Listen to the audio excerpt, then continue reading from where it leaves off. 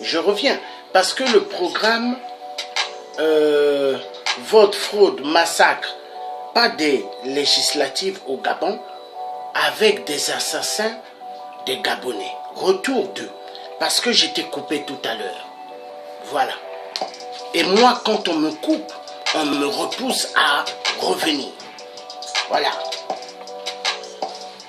Donc, nous allons continuer avec la mafia.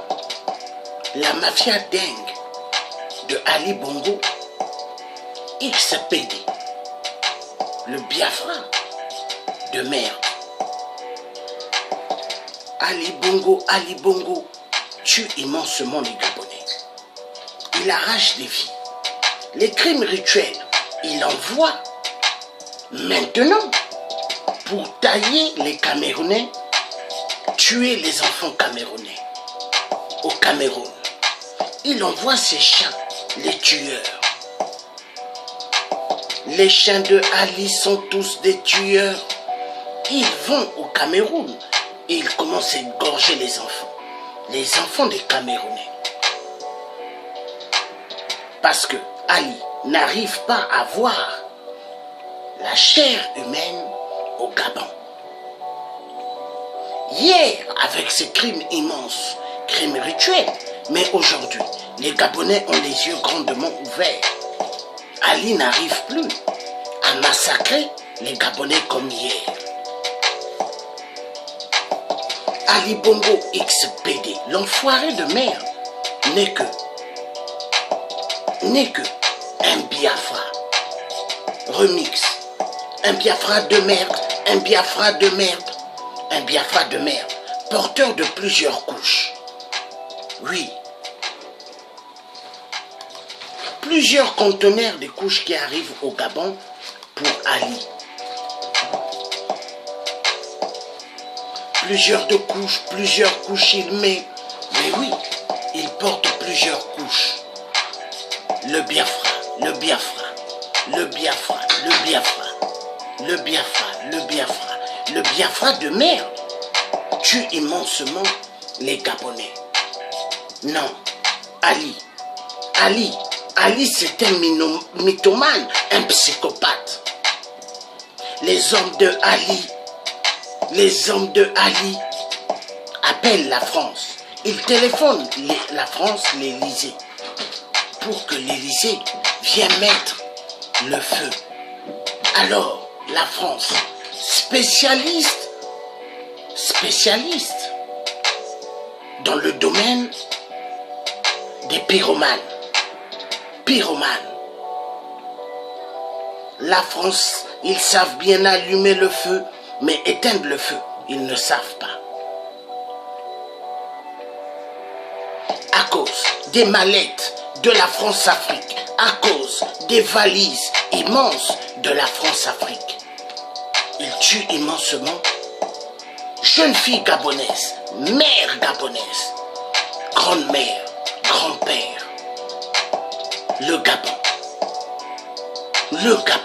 le peuple gabonais n'a rien fait à la France, mais l'Élysée tue immensement, plus que le paludisme, plus que le sida, plus que Ebola.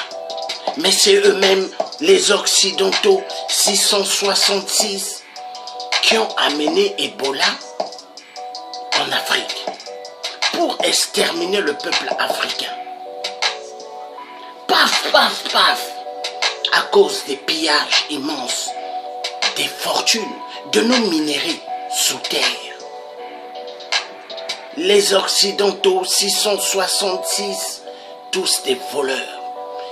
Ils aiment les minéraux de l'Afrique, mais ils n'aiment pas les Africains. Tous des enfoirés de merde. Tous des voleurs. Le champion des voleurs au Gabon, le champion de vol, vous savez c'est qui? Areva, voleur de l'uranium. Pendant ce temps, dans les taudis au Gabon, ils n'ont pas d'électricité. Pendant ce temps, les Gabonais ne mangent pas à leur faim. Pendant ce temps, il y y a des vols atroces au Gabon. C'est parti. Nous allons suivre comment une société comme Areva arrive immensément à dépouiller immensément l'uranium au Gabon, avec la complicité du grand voleur Ali Bongo XPD et toutes les enfoirés du clan des Bongo. Nous allons voir comment ils font ce qu'on appelle être voleur immense dans l'uranium au Gabon. Voilà, c'est parti, nous allons suivre. Nous allons suivre. Nous allons suivre et suivre. Suivre et suivre. Suivre et suivre. Nous allons suivre. Voilà. Les populations en Afrique, cette fois, ignorent également les risques encourus par la pollution de leur environnement. Hello. À Mounana, au Gabon, ou à Arlit, au nord du Niger, depuis des décennies, des filiales de la société française Areva exploitent des gisements d'uranium. Sur place, les habitants vivent sur un sol radioactif. Toutes les maisons sont construites avec des matériaux issus des mines. Tous les bâtiments sont donc contaminés et personne n'en est vraiment enfant.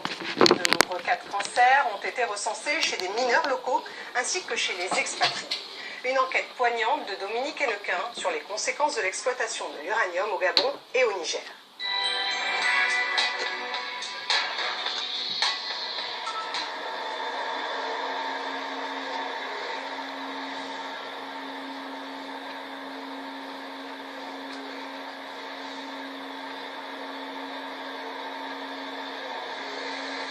Ça, c'est papa. Voilà, là, il y a papa qui arrive. Le médecin nous a dit votre père va mourir, quoi. Et c'est un cancer du poumon dû au radon. T'imagines toute la poussière qui promue, là.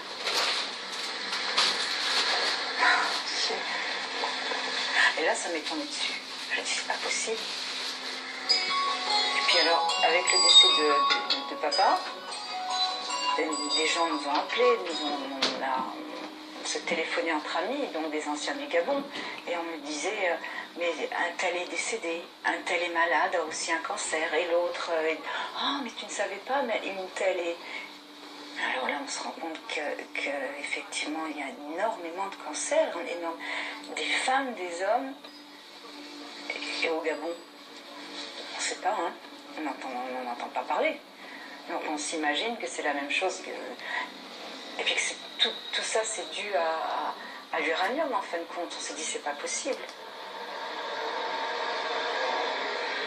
De toute façon, là-bas, on nous disait que tant que l'uranium n'était pas traité en France, eh ben, on ne risquait rien. Voilà.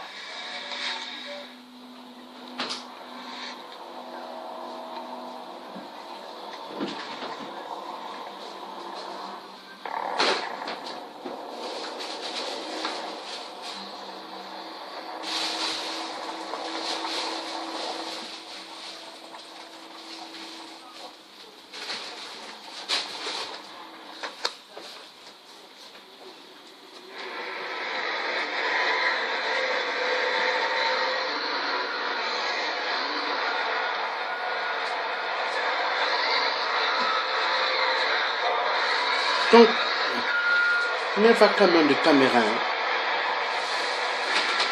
It's that I'm going to sit down there, you refuse.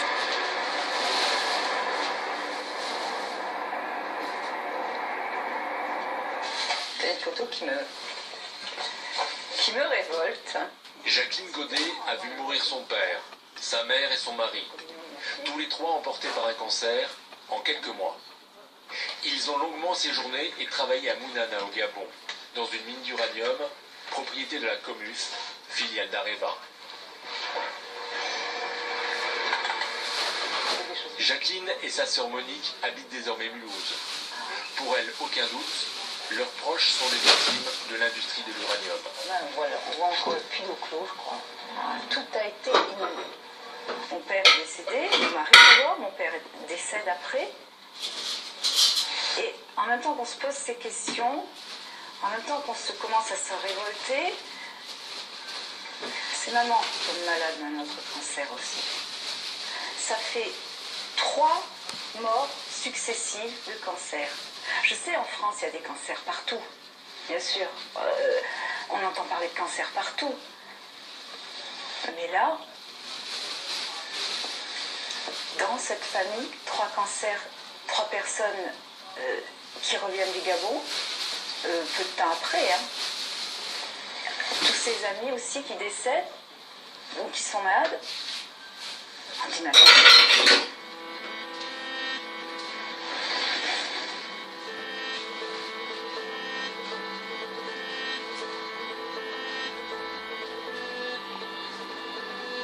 Mounana, Gabon.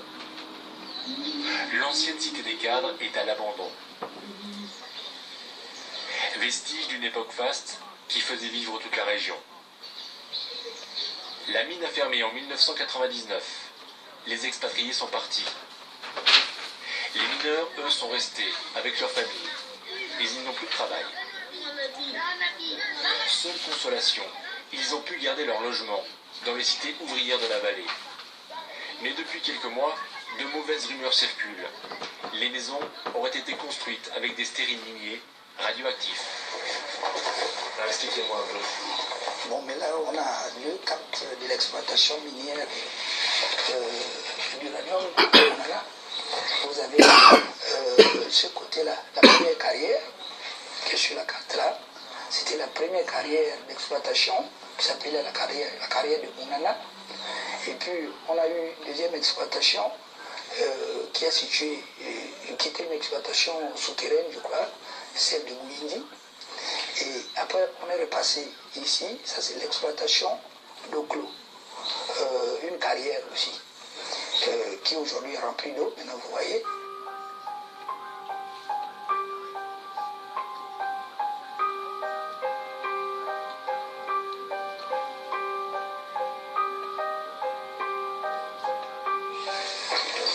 Il a été démontré, évidemment, que certaines maisons ont été construites avec des matériaux radioactifs. Et il y a des gens, certainement, des entrepreneurs, qui se sont servis de ce sable-là pour aller construire la maison. Ça a été démontré. La preuve, peut-être, qu'est-ce qui dit que cette maison dans laquelle je suis n'a pas été construite avec ces mêmes matériaux? Vous voulez qu'on vérifie? Oui, mais je veux bien, hein. Il faut bien vérifier. Et Je vais faire une mesure à distance du sol, et après je ferai une mesure au sol. Il faut faire 2 mesures en fait, hein. Ça dure à chaque fois 4 minutes à peu près. Nous avons été formés à l'utilisation d'un compteur Gégère, qui va nous servir tout au long de notre enquête. Donc je le mets au sol pour voir ce que ça donne.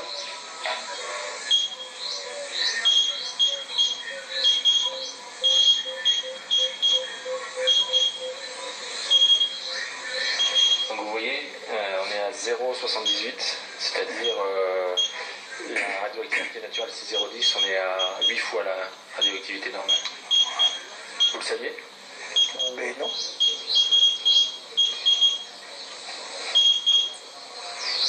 Comment vous réagissez de savoir que votre maison est radioactive là? Mais j'ai réagi comme tout le monde qui peut savoir qu'il est en danger. Moi, je suis en danger. Et tout en sachant que je suis en danger, mais ma réaction, c'est laquelle? C'est peut-être quitter la maison, s'il faut maintenant. De la colline, domaine des cadres de la mine, jusqu'à la vallée, cité des ouvriers. De nombreuses maisons de Mounana seraient marquées par la radioactivité. Dans la cité Rénovation, 3000 habitants vivent dans 660 logements. La IEA, Agence internationale à l'énergie atomique, a contrôlé ces bâtiments et recommandé la destruction d'une vingtaine de blocs. Un seul a pour l'instant été démoli. En attendant leur expulsion, les habitants continuent d'habiter ces maisons, inconscients du danger. On a fait la mesure ambiante, là c'est 0,41, maintenant on va faire la mesure au sol pour voir ce que ça donne. Ouais. Alors, on sent que ça va bien. Un danger silencieux, inodore et totalement invisible. 0,58. Il n'y a pas de colère, les gens ici ils ne sont pas en colère. Et on ne sait pas à qui s'apprendre. C'est ça le problème. Les gens qui nous ont gérés ont mal géré. Donc, on ne sait pas. On ne sait pas qui... S'il faut créer un attroupement pour aller voir quelqu'un, on ne sait pas chez qui aller. Surtout que les enfants ici ne sont même pas suivis. On ne sait pas qui atteint la radioactivité, qui n'est pas atteint. On est là tous dans l'ignorance. La radioactivité se concentre surtout dans les dalles des maisons. Une radioactivité ambiante sans danger immédiat, mais qui, cumulée dans le temps, peut largement dépasser la dose maximale annuelle admissible. La pollution radioactive est partout, jusque dans les lieux publics. Le supermarché de la cité par exemple, mais aussi le marché couvert.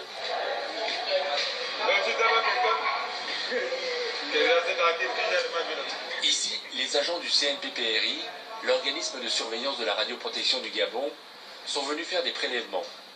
Un carottage dans la dalle en témoigne. Personne cependant à Mounana n'a jamais entendu parler des résultats de ces prélèvements. Cet appareil décrit tout, ça dit tout. Donc vous voyez que ma réaction, au fond du cœur, je ne suis pas vraiment à moi, parce que là déjà je cours un grand danger là où je suis là.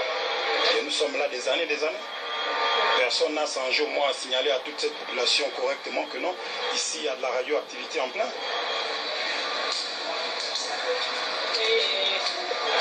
C'est ce Comuf qui nous a laissé ici dedans. C'est le groupe Areva que nous connaissons qui a travaillé ici des années et des années.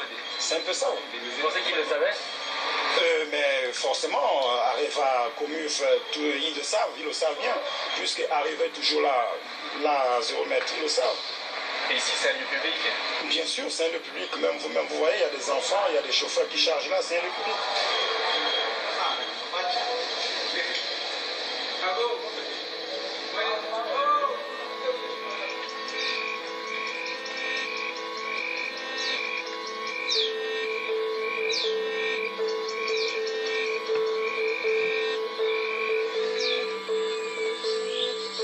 Partout où nous allons à Mounana, notre compteur Gégère signale la présence invisible de la radioactivité. Par exemple, dans l'ancien garage, là où travaillait comme mécanicien le mari de Jacqueline Godet. Sur les carcasses de bulldozer que conduisait son père, chef de travaux. Cet engin, il a servi à mine directement. Par contre, le gros bulle là, il a servi directement en carrière aussi. Bon. Il devait peut-être se retrouver avec les autres de l'autre côté. Ils sont restés là. Ils sont restés là. On va faire une mesure au niveau du sol. Ces épaves sont les dernières traces de l'activité de la Comuf. L'ancienne usine de traitement du minerai a disparu.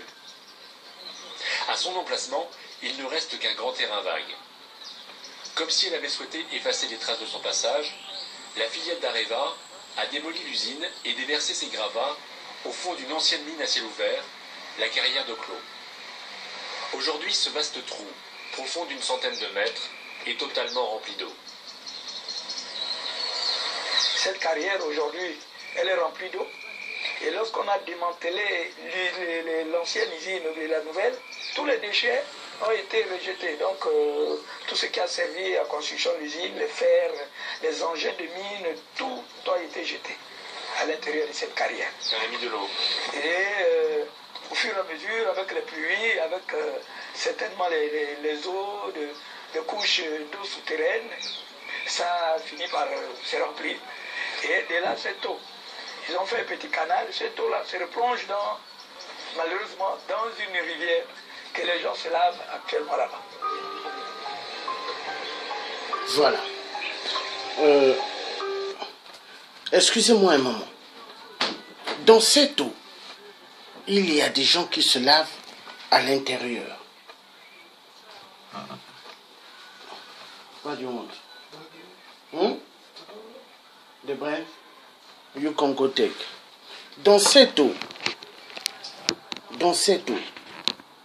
qu'est-ce qui se passe dans cette eau? Dans cette eau-là, où est-ce que vous avez vu? Qu'est-ce qui se passe? Les gens vont se laver à l'intérieur. Les gens lavent leurs vêtements à l'intérieur. Ils lavent leurs vêtements à l'intérieur. Leurs vêtements et se lavent à l'intérieur. Bon. Qu'est-ce qui vous dit pas que les gens ont pris cette eau et boire? Imaginez. Imaginez. Le peuple gabonais, la résistance gabonaise doivent porter plainte immensément contre Areva. Contre cette société, put your thing. It's that I won't stay there, you refuse. Pardon? No, you are terrible. What's the matter? What's wrong? I can't see the head for the boy. Why I won't stay there, you refuse. I don't want you to stay here because I want to see the TV. Oui, ça fait très mal. Parce qu'il y a pas mal des gens qui sont en train de mourir. Et qui vont mourir au Gabon à cause de Areva. À cause de Ali Bongo XPD. L'argent qu'il s'est mis dans la poche, aucun Gabonais n'a eu cet argent.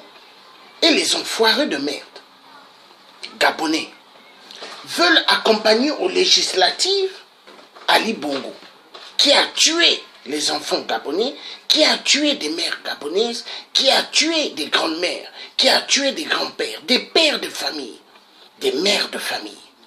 Mais qu'est-ce qui ne va pas dans la tête de ceux soi-disant qui ont des diplômes? Mais vous n'avez pas de diplômes. Vous avez eu des diplômes de théâtre, salle de théâtre. Oui, vous êtes les plus grands idiots. Un étranger qui n'est pas né sur le sol gabonais, qui tue immensément les Gabonais. On va continuer le reportage. Ça fait immensément mal au cœur.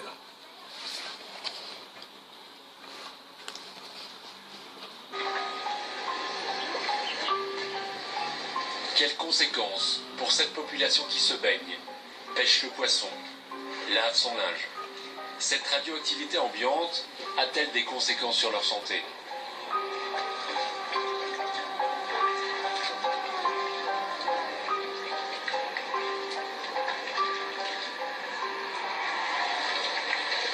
Avant de fermer la Comuf, Areva n'a pas seulement ordonné la destruction de l'usine. Le groupe a aussi lancé des travaux gigantesques qui ont totalement modifié le paysage. On a construit cette digue qui a stoppé net le cours de la rivière Ngamamungu. Moïse, un ancien mineur, confirme que là aussi on a jeté des déchets avant de laisser monter l'eau. La digue, on l'a construite, c'est pour noyer tous les déchets venant de l'usine. Tous les travaux de la digue ont duré au moins 2 ou 3 ans, parce que c'est bien avant la fermeture de l'usine qu'on a fait ça. À ton avis, pourquoi on a fait ça? C'était pour faire disparaître les traces? C'était pour faire disparaître les traces. En aval de la digue, l'ancien lit de la rivière a été recouvert de terre, sur 50 hectares. Le site est sous surveillance. Un capteur d'air mesure 24 heures sur 24 la présence éventuelle de radon, un gaz radioactif issu de la désintégration d'uranium. Si Areva a pris soin de déverser ici 200 000 mètres cubes de terre, c'est que pendant des années, l'usine a rejeté ses déchets directement dans la rivière. On estime à 2 millions de tonnes ces déchets à la fois radioactifs et chimiques.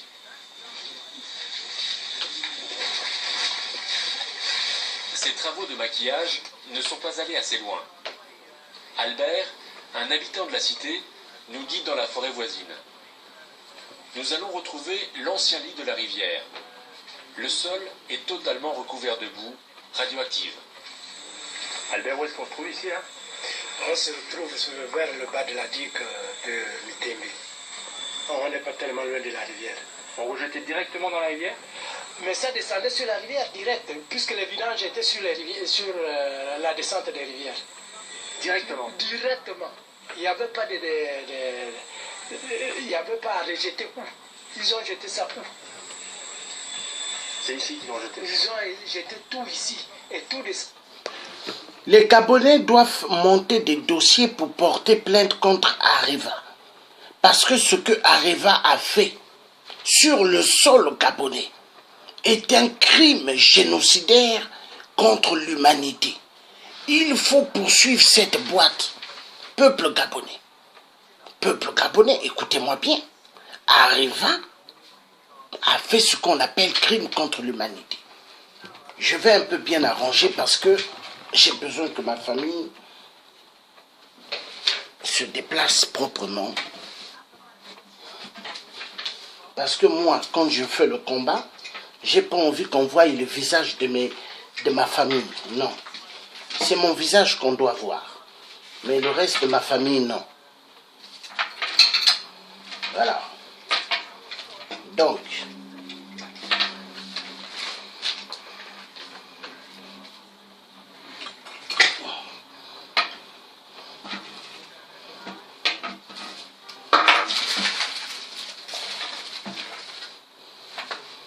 excusez-moi un moment.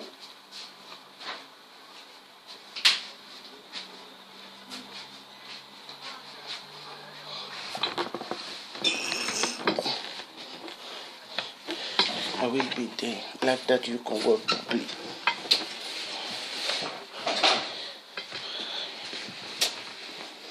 Since I'm no fat.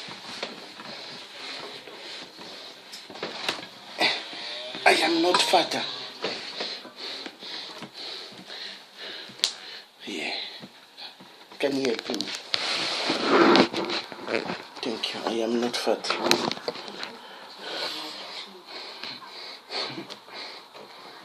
Je ne suis pas gros. Yeah, like that you can wear. Bon. Maintenant, vous devez porter plainte contre Areva. Parce qu'il y aura pas mal de gens qui vont mourir au Gabon. Qui vont tomber au Gabon à cause de Areva. Areva, grand voleur. Et vous avez entendu, Areva ont eu à travailler immensement dans cette ancienne mine. Mais ils sont pas partis au fait.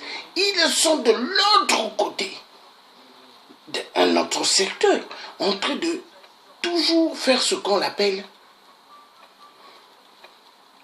le recherche et enlever plus de l'uranium au Gabon. Mais par contre, l'autre côté, ils ont pollué les rivières. Il y a des poissons, mais les Gabonais continuent à manger les poissons là-bas, continuent à se laver dans cette eau qui est polluée parce que Ali Bongo XPD refuse de donner l'eau potable au peuple gabonais. Pourquoi? Ali a besoin de beaucoup d'argent pour avoir ses voitures de luxe, a besoin de beaucoup d'argent pour jeter l'argent aux Occidentaux 666 qu'il va voir en Europe ou aux États-Unis. Quand il voyage, il jette l'argent. Et cet argent, c'est l'argent du peuple gabonais. Un Biafra qui doit être arrêté immédiatement ou recevoir plusieurs balles. Parce que c'est un homme très dangereux. Donc on va repartir.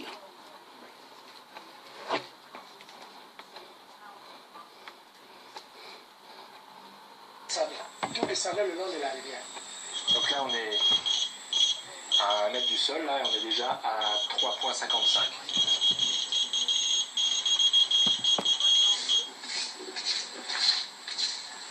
Notre compteur Jager s'affole.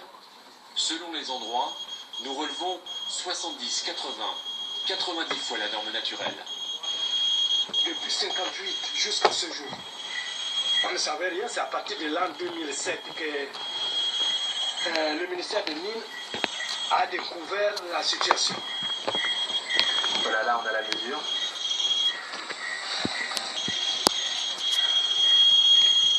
« 6,98, 70 fois la norme. 70 fois.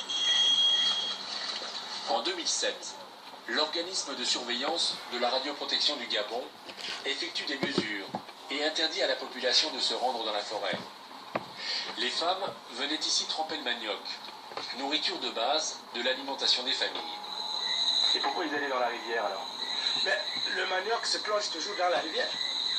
Le manioc, forcément, il faut que ça trouve sa solution dans la rivière pour être mou. On ne peut pas le manger à tubercule. Si tu veux manger à tubercule, oui, mais quand tu veux manger à manioc, tu plonges dans l'eau. Donc on plongeait le manioc dans l'eau ici? Oui, on plongeait le manioc dans l'eau. Pendant combien d'années? Ça fait plus de 30 ans. Plus de 30 ans qu'on a ce problème. Plus de 30 ans. Donc ce qui veut dire, pas mal de Gabonais vont disparaître. Parce que ils ont les radioactifs de l'uranium dans leur corps. Pas mal ont mangé des radioactifs. Parce que les tubercules étaient trempés dans des rivières pour que les mamans puissent faire ce qu'on appelle la préparation du manioc. Ali Bongo Expédé a tué immensement le peuple gabonais. Peuple gabonais, êtes-vous sûr d'accompagner ce vampire cannibale, assassin du peuple gabonais aux législatives? Mais réfléchissez bien. Êtes-vous normaux ou êtes-vous des avatars, des reptiliens? Êtes-vous des gens normaux? Êtes-vous des gens normaux? Pas mal de Gabonais vont disparaître. Pas mal de Gabonaises. Mais Dieu est le Tout-Puissant. Dieu est le roi des rois. Parce que tout ce que l'être humain peut faire, l'homme blanc, occidentaux, mafieux, 666, Dieu a toujours la solution pour étouffer tout ce qui est mauvais. Dieu va sauver le peuple gabonais au nom de sa puissance. Oui, il va le faire. Lui seul, le créateur des créateurs, qui a créé le ciel et la terre, peut dépasser toute mauvaise situation. Parce que ce qui se passe au Gabon, incroyable mais vrai. On va continuer. Ça fait mal. Ça fait immensement mal. C'est-à-dire moi, tout ce que j'ai commencé à faire, c'est pour vous réveiller les yeux qui est Ali. Parce qu'il ne faut pas oublier, peuple gabonais, que vous avez affaire à un homme sans cœur, un homme sans sentiment, un homme sans remords. Ah oui. C'est reparti.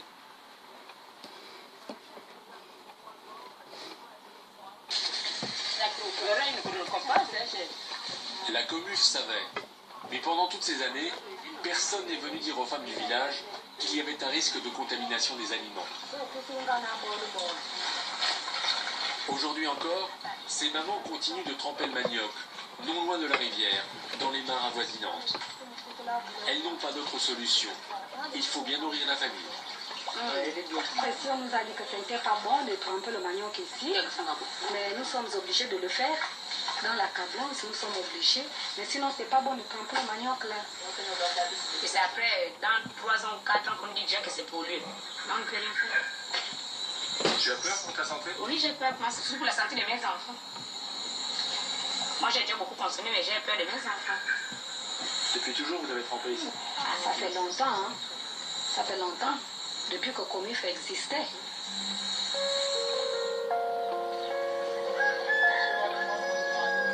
Les habitants de Mounana ne savent rien des analyses réalisées sur place, des résultats des capteurs. Tous ont le sentiment d'avoir depuis toujours été laissés volontairement dans l'ignorance. Le sentiment général, c'est que nous étions abandonnés à nous-mêmes. Même quand on travaillait comme eux, ne nous a pas dit les dangers de la radioactivité. Nous avons emporté avec nous une liste de mineurs qu'on nous a signalés comme étant malades. Nous allons tenter de les retrouver. Les malades, il y en a eu. Les malades, il y en a eu. Il y en a qui sont morts. Ils sont morts de quoi, ces gens-là? Il y en a qui sont morts des infections pulmonaires, il y en a qui sont morts de mal des pieds, de mal des articulations. Là, j'ai des noms de mineurs qui disaient qu'ils étaient malades il y a 3-4 ans. Vous allez me dire s'ils sont encore en vie. Benoît Yonanga. Il est mort. Benoît Momata. Il est mort. Gilbert Ngana. Il est mort.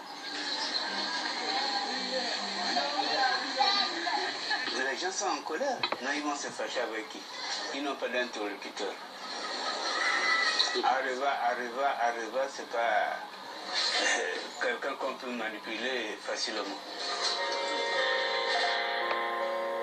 Les mineurs de notre liste sont morts pour la plupart. À leur domicile, nous retrouvons leurs veuves, seules et sans aucune aide financière. Il y a combien de temps qu'il est mort? Il y a combien de temps, je crois, ça ne fait même pas 1 an. 1 an déjà, ouais, 1 an. Hein? À peu près 1 an. Ouais. Il est mort. Votre mari, il n'a eu aucun soin? Non. Sauf quand le commis l'avait évacué, il était sous traitement de soliprègue. Maintenant, quand la commis fait partie, sans soin, il ne pouvait plus suivre le traitement parce que c'est un long traitement. Il n'avait plus les moyens pour payer. Personne ne l'a aidé? Non, personne. Et aujourd'hui, vous êtes aidé? Non. Vous n'avez aucune nouvelle de la commune? Non. Aucune indemnisation? Non, il n'y a rien.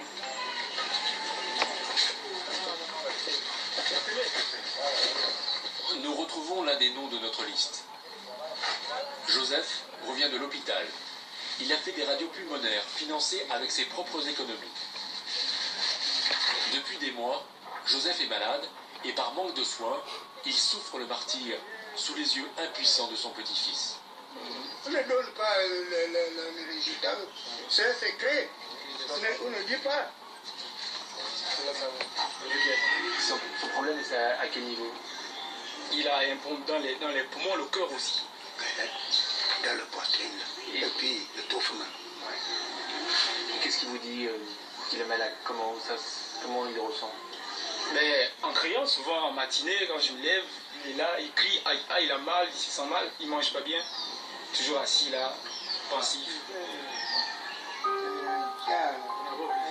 Combien sont-ils ces mineurs, déjà disparus? Combien de morts dans la souffrance, sans soins ni accompagnement thérapeutique?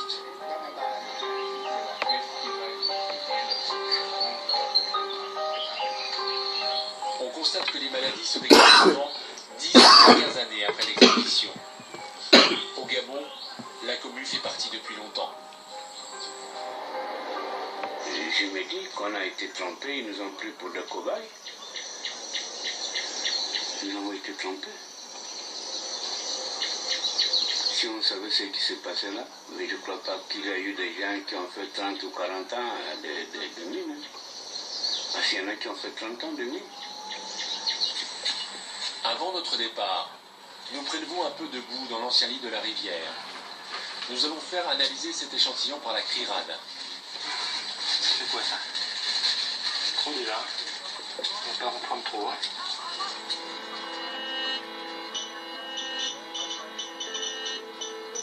Cette association française, basée à Valence dans la Drôme, défend le droit à l'information sur la radioactivité et le nucléaire. La CRIRAD emploie une dizaine de scientifiques, dont Bruno Charéon, ingénieur en physique nucléaire. Ces analyses vont confirmer nos mesures de terrain. Donc ça, ce sont des échantillons que vous nous avez ramenés du Gabon. Bon, certains sont vraiment très contaminés. C'est le cas en particulier du sol qui a été prélevé dans la forêt. Hein. Alors, il est contaminé, on voit bien que cet appareil par du radium en particulier. L'analyse qu'on a fait au laboratoire montre que c'est vraiment du résidu d'extraction de l'uranium. On détecte la présence de nombreux éléments radioactifs et qui sont très radiotoxiques. Le thorium-230, 18 000 becquerels par kilo, c'est une des substances les plus radiotoxiques par inhalation, donc lorsque les boues sont sèches. Du plomb-210, 11 000 becquerels par kilo. C'est un des éléments les plus radiotoxiques, cette fois-ci par ingestion. Le problème, c'est qu'à l'époque, mais encore aujourd'hui, les gens qui vivent sur ces territoires courent des risques à cause de cette radiation. Hein, les mesures que vous avez faites montrent qu'à 1 mètre du sol, on a un niveau de radiation qui est de l'ordre de 20 à 40 fois supérieur à la normale. Donc une personne, par exemple, qui est sur ce terrain, disons, 1 heure chaque jour pendant l'année, peut largement dépasser les limites de dose acceptables. Et donc, cette contamination est tout à fait inacceptable. En 2005, l'ONG Médecins du Monde mène une enquête à Mounana. Son président, Michel Bruguière, est présent lors de l'expertise médicale. Pour lui, il n'y a aucun doute. les mineurs et la population ont été exposés à la radioactivité et peuvent développer des cancers. Avec l'uranium, il n'y a pas que le poumon. Il y a le poumon, c'est vrai, hein, mais il y a le rein, hein, et ça on n'y pense pas souvent, et il y a les os aussi, hein, c'est-à-dire qu'ils finissent par avoir les os qui se cassent, qui sont les cancers des os. Hein. Donc c'est quand même incroyable qu'encore aujourd'hui, il y ait des chefs d'entreprise, il y a des conseils d'administration qui acceptent de mettre leur personnel dans des conditions comme ça. Pour moi, c'est impensable, ça, aujourd'hui. On aurait été au XVIIIe siècle, j'aurais dit OK, mais aujourd'hui, quand même.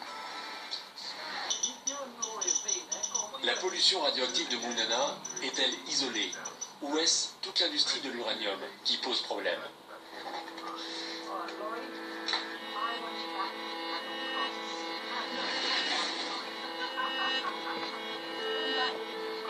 Nous souhaitons mener l'enquête sur un site toujours en activité.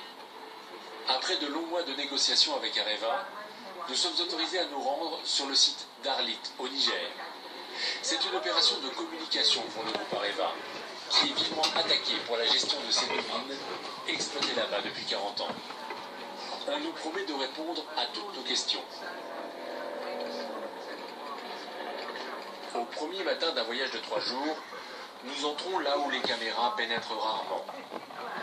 Nous croisons d'immenses tas de roches, des millions de tonnes de terre, déplacées pour atteindre le minerai d'uranium. Le plat désert du Niger s'est transformé en paysage lunaire.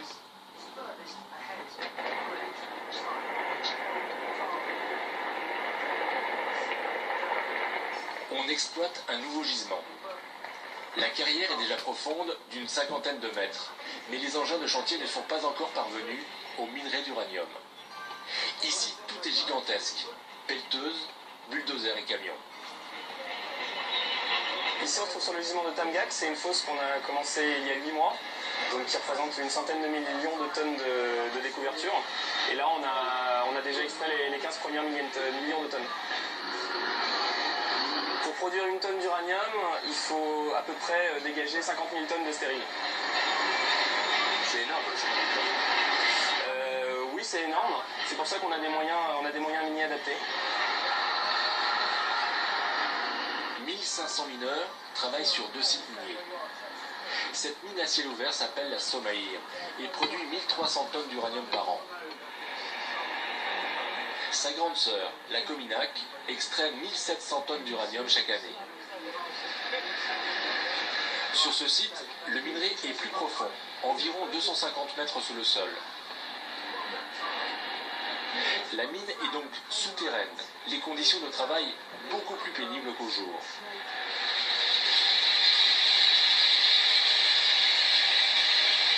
Jusqu'en 1986, les règles de sécurité étaient inexistantes. Mais désormais, les mineurs portent sur eux un dosimètre et se protègent des poussières. Chaque opérateur, il descend avec son masque. Donc, on est supposé porter son masque lorsqu'on descend au fond de la mine. Et ce masque, donc, il nous protège contre la poussière radioactive. La radioactivité, si on fait un test, elle tourne autour de 9 à 12 microsieverts par heure. Dans les chantiers. Ça dépend des endroits? Ça dépend des endroits, ça dépend de la teneur. Si la teneur elle est très forte, la radioactivité aussi elle monte. Ça peut aller jusqu'à combien? On a eu dans le passé des endroits à 30 microsieverts par heure. 30 microsieverts par heure, c'est 300 fois la radioactivité naturelle. Dans ces conditions de travail pénibles, tous les mineurs ne portent pas le masque en permanence. Ils sont donc régulièrement exposés aux poussières radioactives issues du minerai, à la présence du gaz radon. Et surtout, le masque ne protège pas des puissants rayons gamma émis naturellement par la roche. Pour preuve que les règles de sécurité ne sont pas toujours respectées, ces images tournées par un cinéaste indépendant montrent des ouvriers manipulant de l'uranate liquide avec de simples gants en caoutchouc. Ces pots de verre sont des échantillons destinés au laboratoire de la mine pour déterminer la richesse du minerai.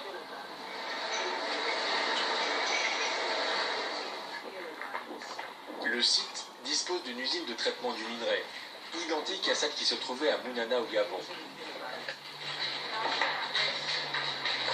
Pour y pénétrer, on nous distribue des masques à gaz qui nous protégeront des poussières éventuelles.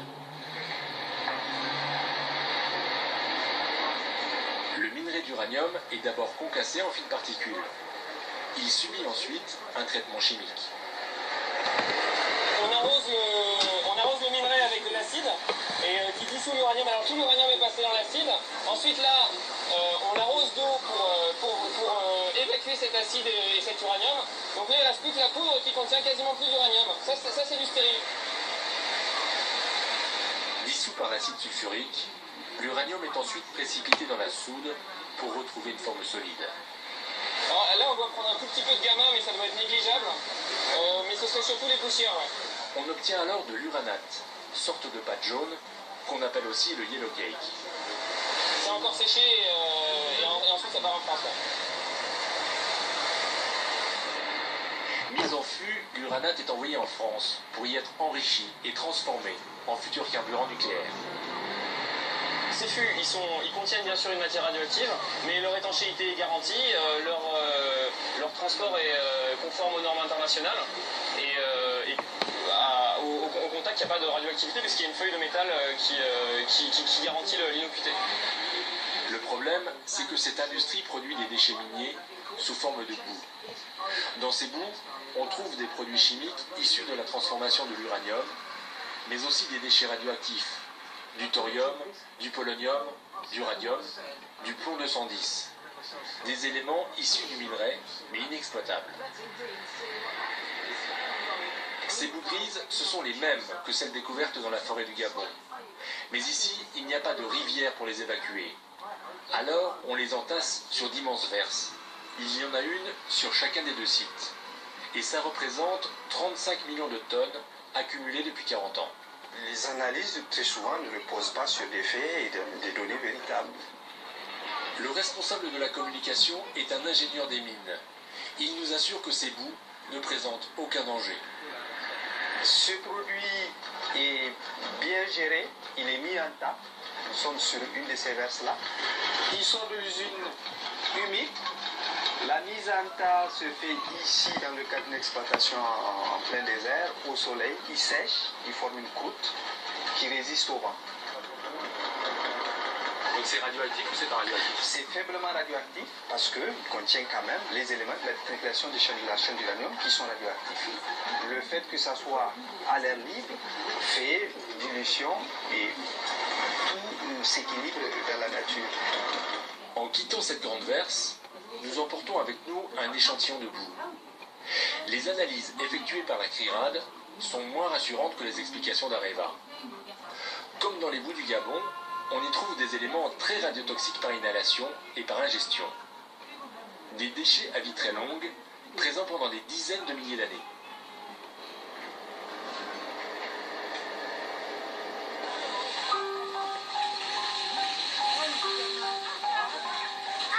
Autre problème, celui de l'eau. Dans ce grand désert, les mines et les usines utilisent beaucoup d'eau pour extraire et traiter le minerai. Sur la durée, les associations de protection de l'environnement craignent surtout une pollution des nappes en profondeur.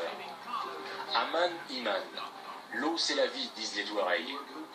Sans eau, que deviendra cette région désertique? Est-ce qu'il y a un risque de pollution des nappes par exemple? Par ce produit-là, c'est ce que je vous ai expliqué. Nous sommes sur un soubassement argileux qui protège la nappe. Nous avons les réseaux de surveillance qui nous permettent de vérifier ces hypothèses-là. Les résultats que nous observons aujourd'hui sont conformes aux prévisions. Il n'y a pas de pollution de la nappe par l'activité minière d'uranium. Mais est-ce que c'est vrai que vous avez fermé des puits par exemple et pourquoi? Nous avons, dans le cadre de la surveillance globale de l'aquifère, certains puits qui sont apparus marqués à nitrate. Ces puits contenaient entre 150 et 200 microgrammes d'uranium par litre, alors que la norme sanitaire en autorise 15. Pour Areva, cette pollution n'est pas d'origine industrielle. Pour vous, il s'agit d'une pollution naturelle. C'est une pollution naturelle. L'étude que nous avons fait faire par le cabinet Antier en 2008 nous a bien conforté dans cette hypothèse-là que l'activité minière elle-même ne génère pas de pollution en nitrate au niveau de la nappe de la région. Quant à la pollution de l'air, elle serait inexistante. Les bouches d'aérage de la mine souterraine évacuent pourtant en permanence le radon. Mais pour Areva, ce radon ne présente aucun danger pour les populations. Tout est une question de concentration. En matière de pollution, le meilleur traitement, c'est la dilution. Du radon qui est concentré parce qu'il est confiné, lâché à l'air libre, vous tombez dans des concentrations extrêmement faibles qui sont insignifiantes et souvent presque pas détectables avec les appareils. Mais il n'y a pas de traitement du radon dans l'air, ça ne se fait pas, c'est pas possible. On l'a cependant prouvé scientifiquement, le radon se transforme en métaux lourds radioactifs. Le plomb 210 et le polonium 210, qui s'accumulent sur le sol et les végétaux. Située à moins de 5 km de la mine, la ville d'Arlit et ses 85 000 habitants sont-ils réellement préservés?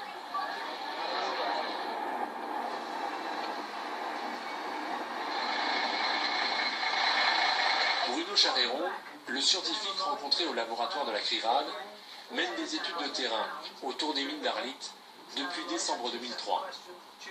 Ces études ont révélé que les stériles miniers radioactifs avaient été utilisés comme remblais devant l'hôpital de la ville, que des puits étaient contaminés à l'uranium.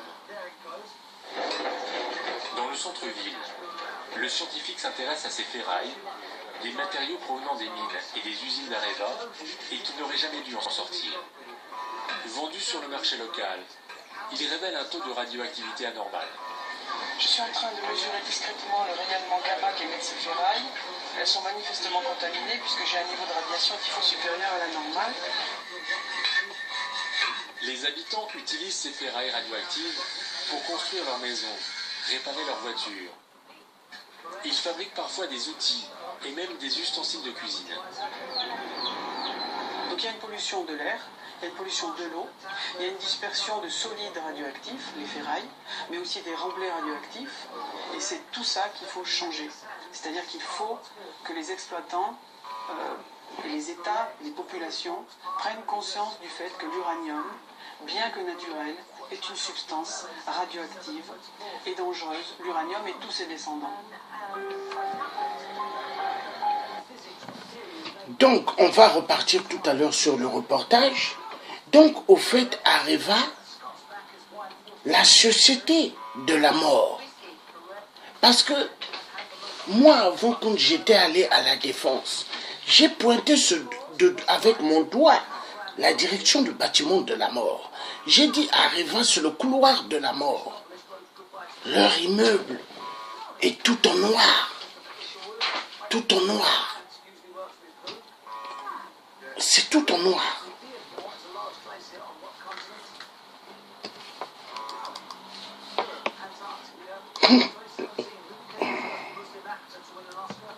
Leur immeuble est tout en noir. Pourquoi c'est tout en noir? Il faut savoir. Pour exécuter le peuple gabonais. Oui. Les tuer. Les tuer. C'est parti.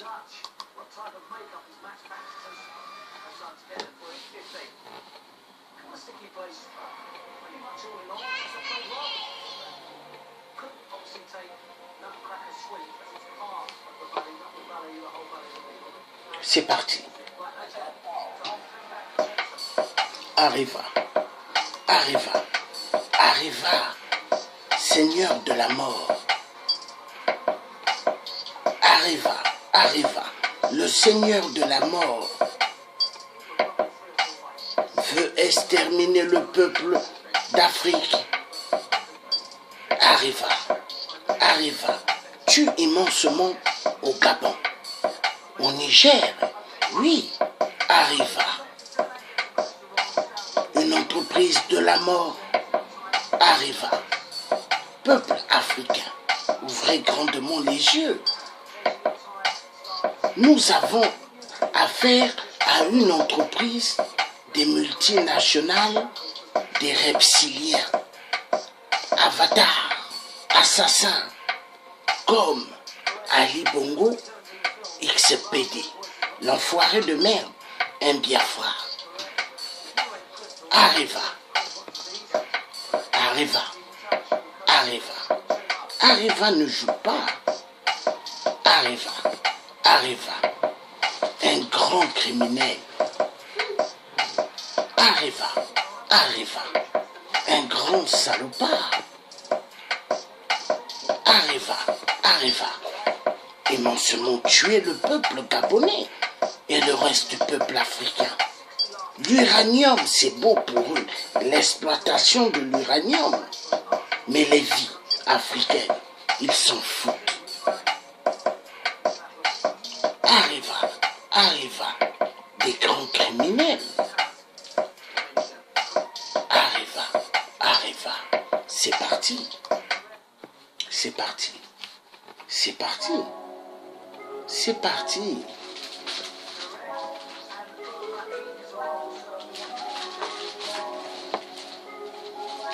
Remix.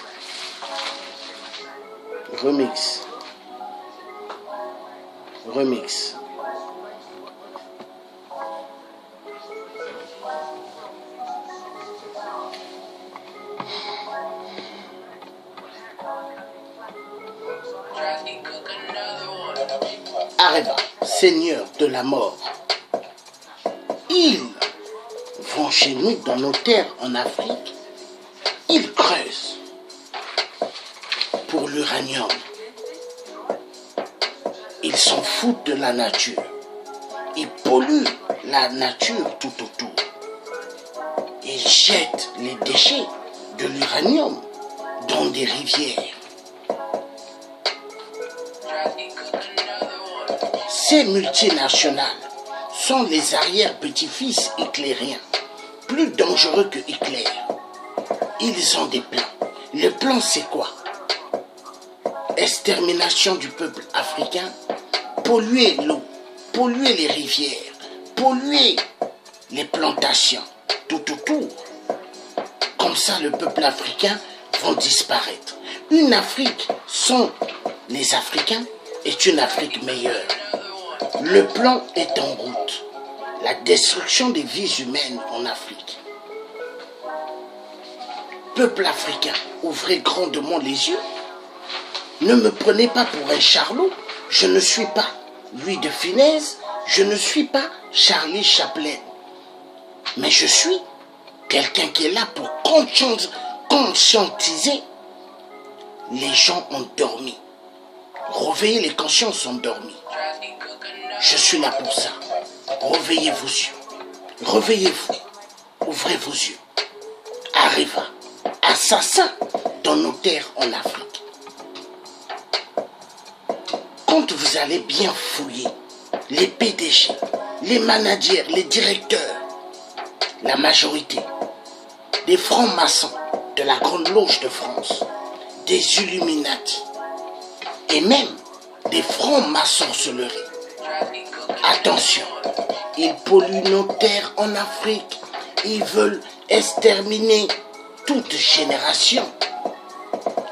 Arriva, assassin, avec la complicité des marionnettes, soi-disant présidents de la République. Ils ne sont pas présidents, c'est grandement faux. Le Gabon est sur la porte de l'Élysée. Le Congo-Brazzaville, la RDC, le Cameroun, toute l'Afrique centrale, la paume de la main de la France, de l'Élysée. Même le Sénégal, sur la paume de la main de l'Élysée. Même la Côte d'Ivoire. Et c'est eux qui décident. L'Élysée. L'Élysée. L'Élysée. La plus grande mafia. Plus sévère que celle de Pablo Escobar. Oui. Écoutez-moi bien. Le plan extermination du peuple africain, c'est un plan bien flou. Ouvrez grandement les yeux. Donc nous allons repartir sur